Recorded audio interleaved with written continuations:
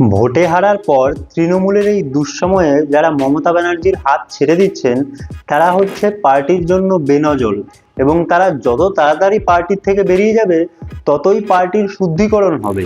বেশ কিছুদিন আগে ঠিক এই কথাই বলেছিলেন যাদবপুরের তৃণমূল সাংসদ লাগাও সায়নী, অর্থাৎ সায়নী ঘোষ। এরকম সময় যারা মমতা বন্দ্যোপাধ্যায়ের হাত ছেড়ে দেবেন তারা পার্টির ক্ষেত্রে বেনজল, এবং বেনজল যত তাড়াতাড়ি চলে যায় পার্টির তত বেশি শুদ্ধিকরণ হবে।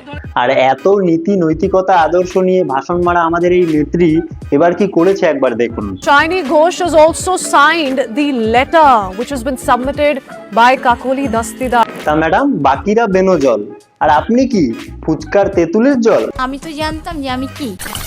আবার কি বলেছিলেন যে রাঘব চাড্ডা চাড্ডি হতে পারে, আমি চাড্ডি নই।